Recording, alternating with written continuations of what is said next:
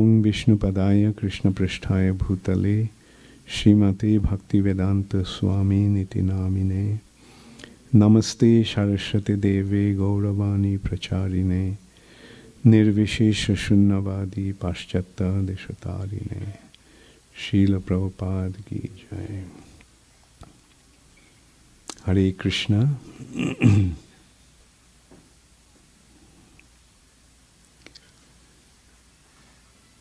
Krishna comes only once in a day of Brahma. Although in Bhagavad Gita, Krishna said, Sambhavami Juge Juge, I come in every Yuga, and not only once in every Yuga, many, many times in every Yuga.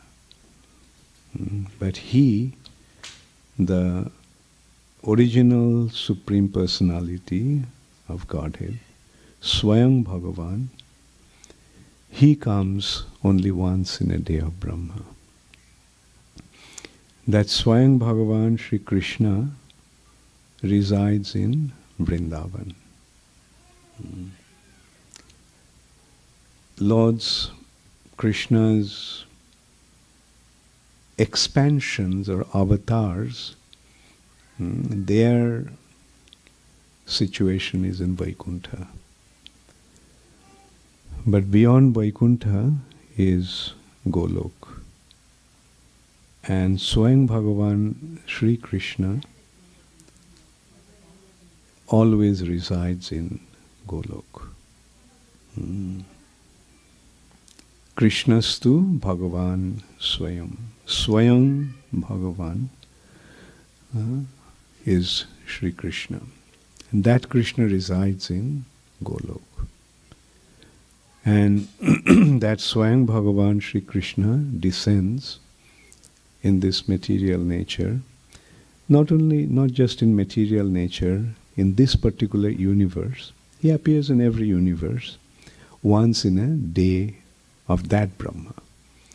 There are different universes have different Brahmas have their duration of days and months and years and so forth. So once in a day of Brahma, Krishna descends. And that original Supreme Personality of Godhead descends in a particular time. In a day of Brahma, there are 14 manus. And the duration of each manu is 71 Chaturjugas. A day of Brahma comprises of 1000 Chaturjugas. So 1000 divided by 14 is about 17 Chaturjugas. And the seventh Manu out of that 14 is Vaivashata Manu.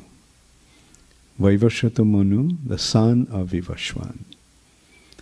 As Krishna said in Bhagavad Gita, Imang Vivashate Jogam Proktavan Aham Abbayam Vivashwan Manave Praho. That Vivashwan's son is Manu, the seventh Manu. The first Manu is Brahma's son, Sayambhuva Manu. Then Sarachisha Manu. And this is how seventh Manu is Vaivashata Manu.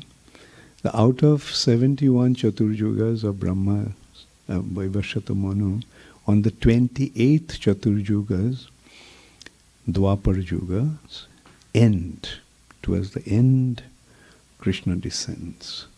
That Krishna is not an avatar or an incarnation, but that Krishna is the Swayam Bhagavan, the original Supreme Personality of Godhead. And he reveals his Golok pastime, Vrindavan pastimes. Now the uniqueness of Vrindavan pastime is, in Vrindavan, Krishna is not the Supreme Personality of Godhead. The original Supreme Personality of Godhead resides in Vrindavan. But that Supreme Personality of Godhead is not the Supreme Personality of Godhead. He's a cowherd boy. He's a cowherd boy. And his activities are like just like a ordinary human being, just like a cowherd boy. Like a cowherd boy, he tends the cows from morning till evening. They don't appear to be very aristocratic. They don't appear to be very educated, simple village boys. All they do from morning till night, morning till evening, is just tend the cows in the forest and play among themselves, have picnic, have all kinds of fun. But his activities are extraordinary. He kills the demons. So many demons come to kill him. But he, a little boy, kills them all. He lifts a mountain. He lifts an entire mountain and holds it on his little finger of his left hand for 7 days. In this way he performs all these wonderful activities, but apparently he is just a cowherd boy. Therefore it becomes very difficult to recognize who he is and difficult to understand the importance of Vrindavan pastimes, Braja Leela. Therefore, Krishna, after performing his pastimes, he considered that I reveal my Braja Leela, but how will anyone understand the importance of Braja Leela? Therefore, in the following, after Dwapar Yuga, what Yuga comes? Kali Yuga. So, as Krishna left this planet, as Krishna withdrew his pastimes, Kali Yuga began. And when about 4,500 years of this Kali Yuga elapsed, Krishna descended as a devotee. The purpose of his appearing, one of the most important aspects of his becoming a devotee, appearing as a devotee, is to make everyone recognize the supremacy of Krishna's pastimes in Vrindavan. That who is this Krishna? Apparently he appears to be an ordinary human being. Apparently he is just a cowherd boy. So before Chaitanya Mahaprabhu came, people did not actually know who this Krishna is. Even the Vaishnavas didn't recognize. They thought that he is an incarnation. He is an incarnation. So, but the thing is, he is not an incarnation. He is the original Supreme Personality of Godhead, Swayam Bhagavan. So, appearing as a devotee, Krishna made everybody understand. As appearing as Sri Chaitanya Mahaprabhu, he made everybody understand the supremacy of Krishna's pastimes in Vrindavan. And that process of recognizing Krishna in Vrindavan or approaching Krishna in Vrindavan is called Sankirtan. Sankirtan is the means to recognize and approach and develop a relationship with Krishna. And Sri Chaitanya Mahaprabhu started this Sankirtan movement, Jagai Sankirtana Prayaj. And he predicted that this movement would spread all over the world, in every town and village. That he himself didn't accomplish. He predicted it will happen. He spread this Sankirtan movement only throughout India.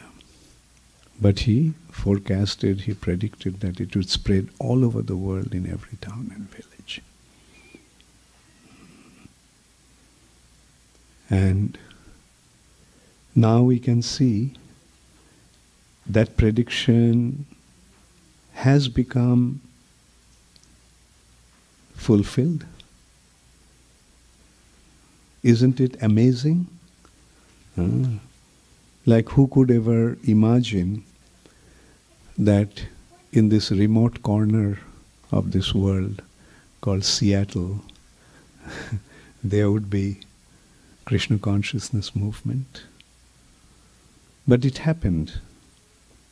How did it happen? It happened due to Srila Prabhupada. Sri Chaitanya Mahaprabhu sent Srila Prabhupada to fulfill his prediction. He makes the prediction becomes a reality. Then what do we have to conclude? It's his arrangement. First of all, who is Sri Chaitanya Mahaprabhu? He is the Supreme Personality of Godhead. Can the words of the Supreme Personality of Godhead go in vain? His words can never go in vain. Now, did he say that it will spread in every town and village? So when it happens, we have to recognize that it is his divine arrangement that it is happening. So, and now Srila Prabhupada came. An amazing thing is, Srila Prabhupada made it happen in just 10 years' time. Amazing thing is, he came to America at the age of 70. What can a 70-year-old man achieve? Right? Did anybody start a business at the age of 70 and become successful in this way? No. So at the age of 70, he comes in a country like America, where nobody knew about Vedas. Nobody knew about Krishna consciousness. Like, you see what was how inconceivable the situation was. And then also, how did Srila Prabhupada come here? Penniless. Literally, Srila Prabhupada came without a penny in his pocket. Somebody may say, no, he had 40 rupees. Right? What is the value of 40 rupees? Could Prabhupada go to a bank and say, okay, cash this 40 rupees into dollars? No. Did Prabhupada know anybody at that time in America? Did Prabhupada make any prior arrangements? Fortunately, Gopal Agarwal, Prabhupada's only acquaintance in America. That also, he knew his father, a remote acquaintance in Mathura. His son, Gopal Agarwal. And look at Gopal Agarwal, an Indian young man married to an American girl. So you can well imagine, Indian married to an American, what would be his household situation like. And in that's the only person Prabhupada knew. And Prabhupada comes to America. Penniless, 70-year-old, without any patronage, without any support. He starts from there. And then, in 10 years' time, spread it all over the world. Now we can see, whatever Prabhupada did was just in 10 years' time. Just did it in 10 years' time. And then, he leaves the planet. What would have happened when, say, consider a person starts his business, a multinational company, but all his children are less than 10 years old. What would happen to that business? Collapse. So, similarly, all the disciples Srila Prabhupada had at that time were less than 10 years old. 10 years in the movement. But, yes, After Prabhupada left, the movement faced many, many difficulties. But the movement is growing. The movement is growing. Isn't it? Just today we are discussing. Actually in America, our movement is facing a lot of difficulties. I'm just giving you the inside story. I mean, we are facing difficulties. But still, in last 2 years, last 1 year actually, 4 new temples came up. 4 new temples in a country like America. And that we kind of count on. There's many other small centers have come up. That's in America. You know how in India it's happening? It's growing in leaps and bounds. Literally in leaps and bounds. In Russia it's growing in leaps and bounds. It's growing. Although the movement is going through difficulties, but it's growing, it's expanding. What does it indicate? If you consider most of the spiritual movement that started in the recent past, or not spiritual movement, but spiritual organizations, and gurus came, became quite successful. But when they left, they may have created a wave. But when they left, everything collapsed within 10 years' time. Like you can take note of every single religious movement in America. They may have created a wave. A lot of, like, I don't want to mention the name. It's not too far from here, actually, in Portland. He was creating a city. He literally was creating a city. What happened? Finished. Whereas Prabhupada left this planet about 41 years ago, in 1967. I'm sorry, 1976, 77, yeah, 77. So that's 41 years back. Now, in this 41 years, is this movement growing or shrinking? It's growing. If you take the statistics, when Prabhupada left, we had about 108 temples around the world. Now we have more than 600 temples around the world. So this is how this movement is growing. So, so what does this indicate? When the Lord predicts something, is bound to happen. Now, the first thing is, Chaitanya Mahaprabhu made the prediction, and to fulfill that prediction, he sent Srila Prabhupada. And it was obvious, one can well imagine that in one lifetime, what to speak of 10 years, in one lifetime one could not possibly accomplish such a mission. Like every town and village. Prabhupada spread it all over the world. But every town and village will take a long time. We don't know how long. Of course, if Krishna wants, he can make it happen just like that. But Krishna doesn't make it happen like that. Krishna makes us work for that. Some effort behind the success. In that respect, there is a saying, Krishna sends the seed, Krishna sends the rain, Krishna gave the land, Krishna gave the fertilizers, the manures, but Krishna wants the farmer to just till the land. The farmer has to till the land, all that he has to do. And the result is the harvest. Everything has been arranged, but he just wants them to do a little hard work. So similarly, behind this achievement also, Krishna wants us to make a little hard work. That means go out and preach. And as a result of that, it will happen. And we can see how Krishna actually made the arrangements. Krishna sent Prabhupada. And what did Prabhupada do?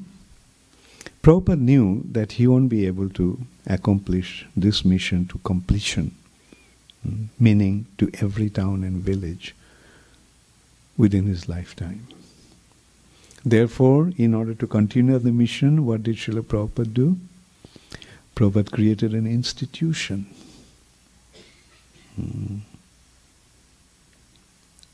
And Prabhupada made us aware of the importance of the institution and the importance of protecting that institution. Now let's go back to this point. If the institution was not there, then what could have happened? Like generally, a spiritual leader has an ashram. A spiritual leader, spiritual master has his ashram, and in his ashram he trains his students, disciples. And then when he retires, he hands the ashram over to a qualified disciple.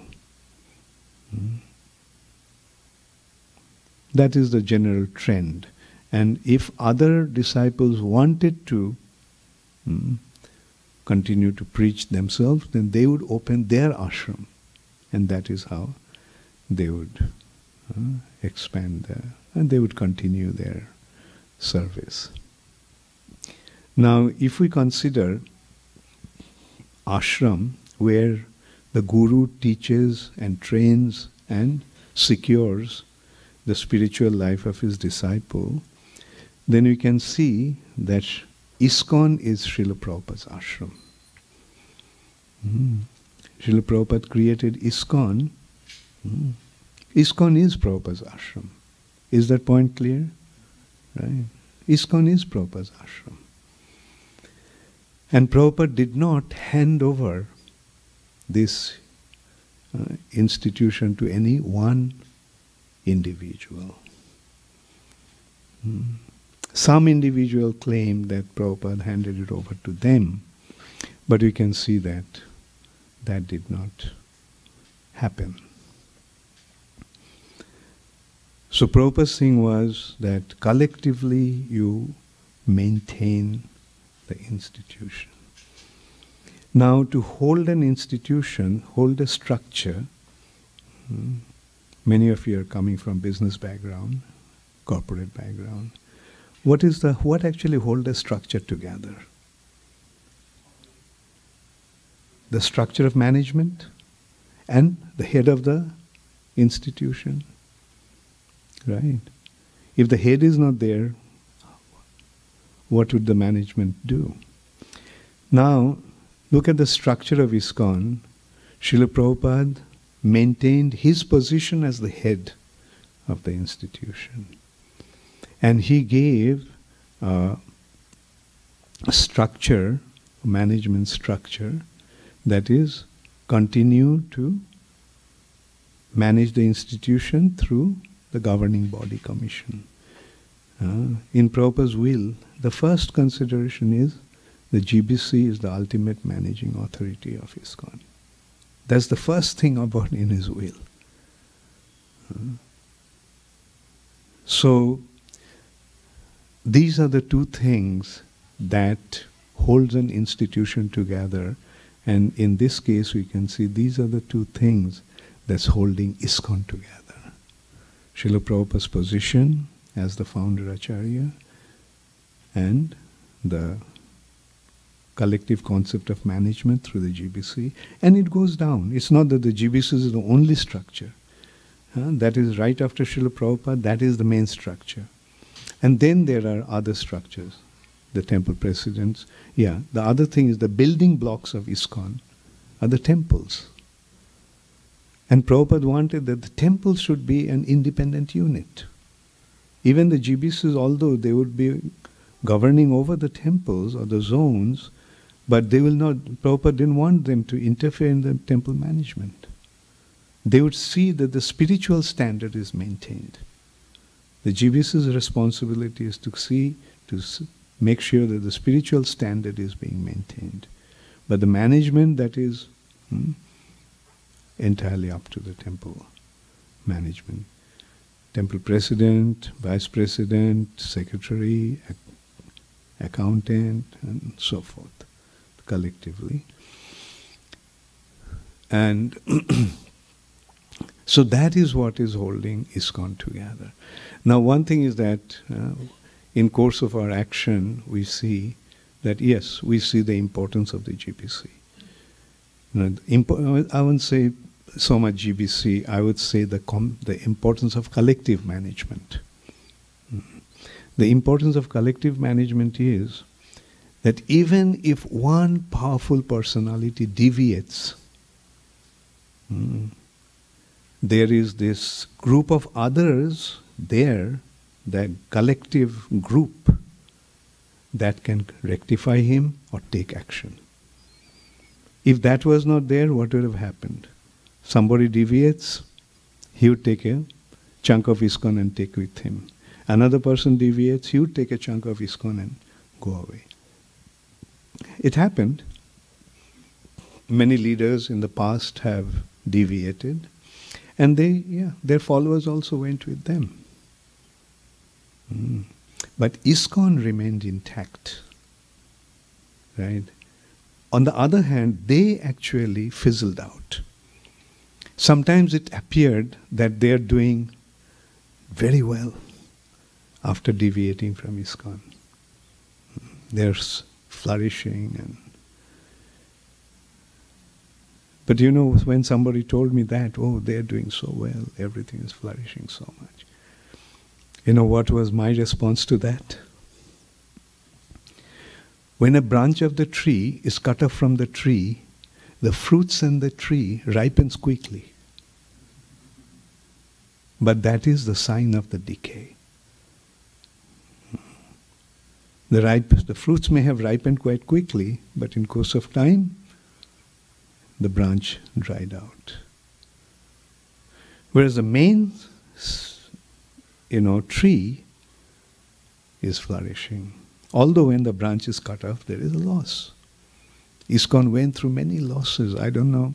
Maybe someday somebody should write the history of ISKCON for the posterity. It's good to know, actually, what ISKCON has gone through.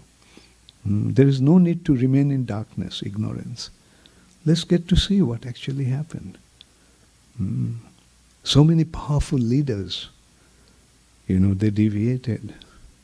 They had spiritual difficulties. You see, when somebody has a spiritual difficulty, what actually happens? He tries to justify it. For example, again, inside story, but you all are not children.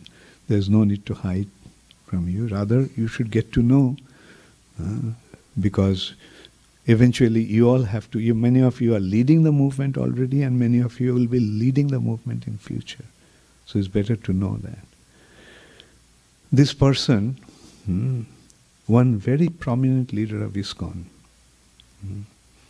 he was promoting, he had spiritual difficulty. Spiritual difficulty in having LSD and illicit sex, just to name a few. And he was justifying that. When he deviated from ISKCON, and how could ISKCON deal with him? Because the GBC was there. You see, no matter how powerful one individual is, he's not strong enough to stand up against 25.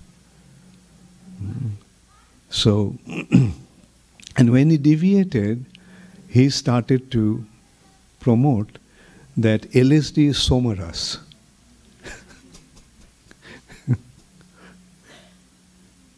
And anyway, I don't want to go anymore. So you can well imagine how things can. But the thing is, had the GBC not been there, that would have been one Apasampradaya that would have just carried on.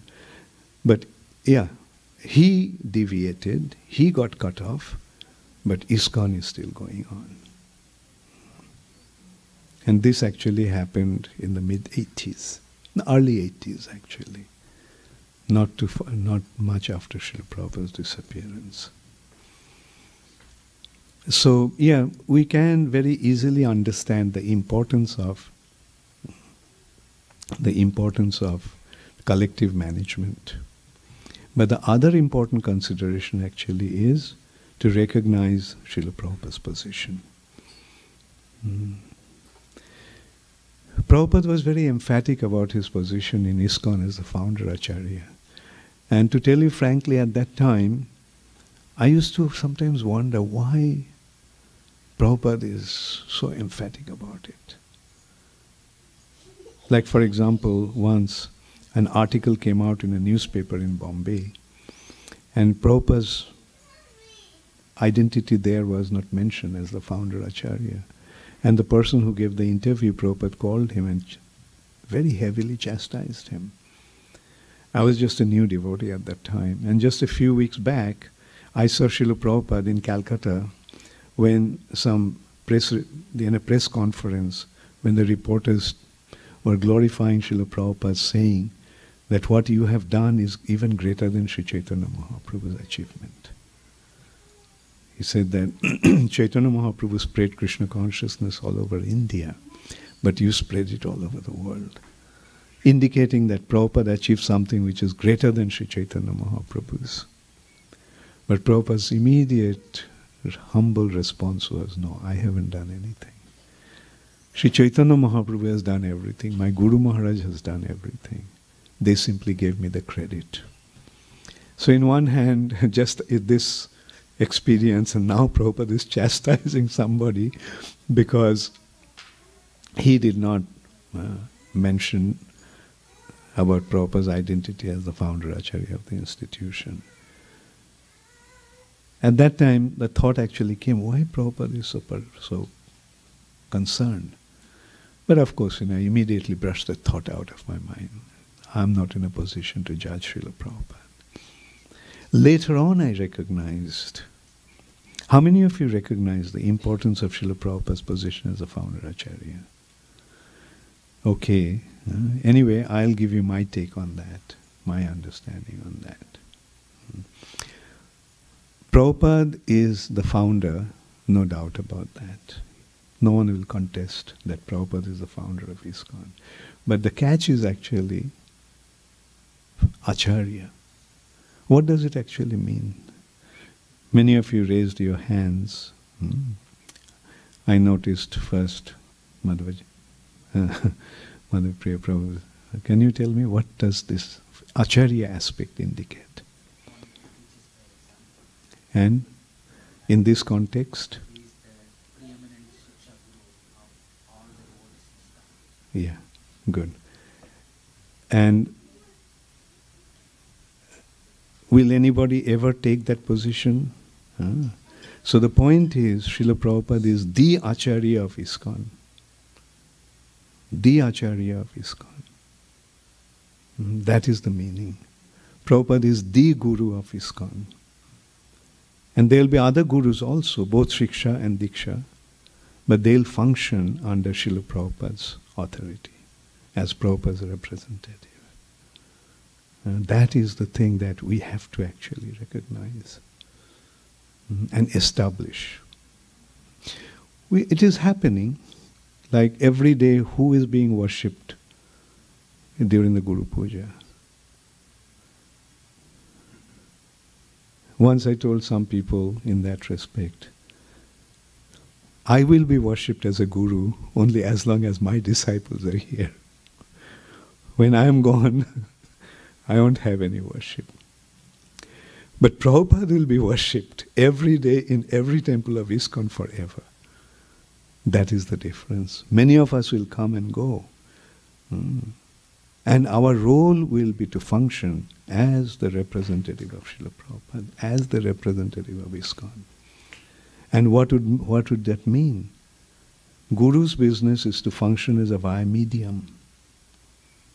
And in this respect, we have to act. Generally, the Guru acts as a via medium between Krishna and disciple.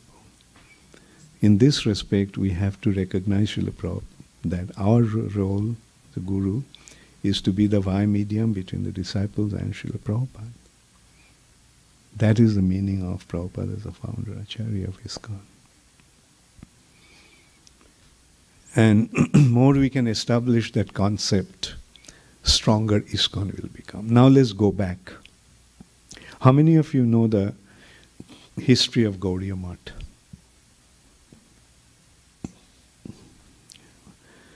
So history of Gaudiya Math is, Gaudiya Math is the institution that was established by Srila Bhakti Siddhanta Saraswati Thakur.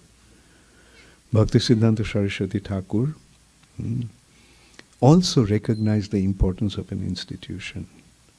And that is why, before leaving the planet, Srila Bhakti Siddhanta Saraswati Thakur actually emphatically told his followers to collectively manage the society through a governing body.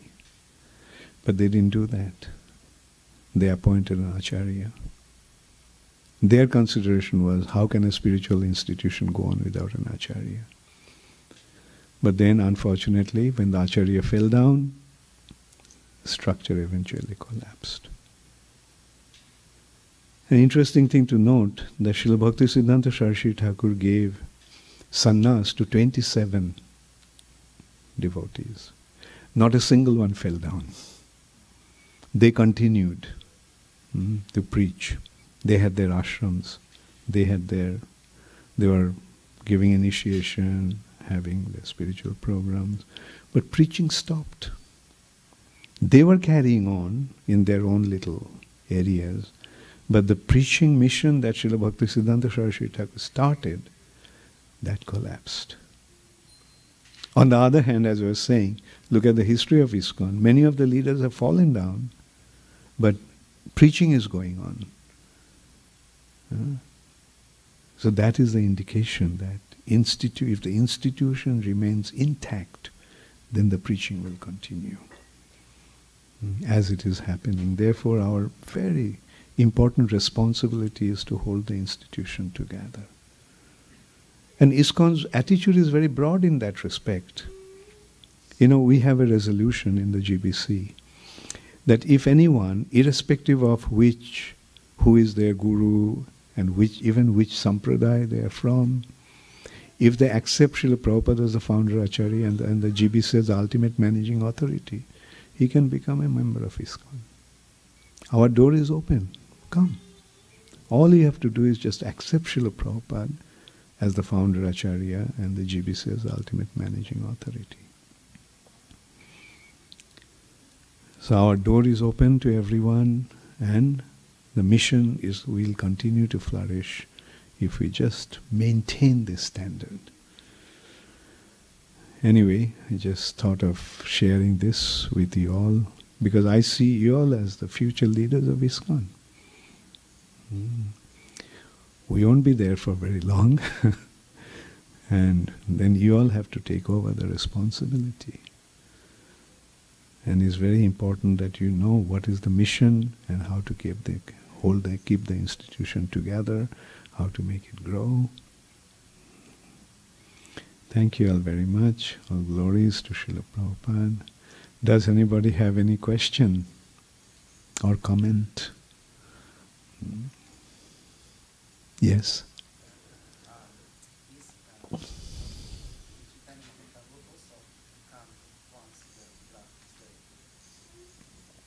If Chaitanya Mahaprabhu, yeah, right. When Krishna comes, once in a day of Brahma, the following Kali Yuga, Chaitanya Mahaprabhu comes. No, this is not just as in other Kali Yugas, the Supreme Personality of Godhead doesn't come. His incarnation comes. Prabhupada comes only when Chaitanya Mahaprabhu comes. Right?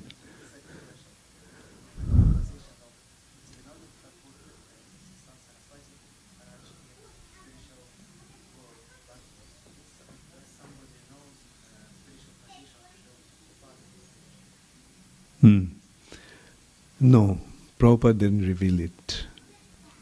And none of us are advanced enough to recognize that. It is not a thing of speculation. It is a thing of seeing it and knowing it. So when Prabhupada said, when you become purified, then you will be able to recognize a spiritual identity. But one also Prabhupada said, if I tell you, you will faint. If Prabhupada told us what his spiritual identity is, we will faint. We know who is Srila Bhakti Siddhanta Saraswati Thakur. We know who is Gaur Kishore Das Babaji Maharaj. We know who is Srila Bhakti Vinod Thakur. But Prabhupada's identity hasn't been revealed.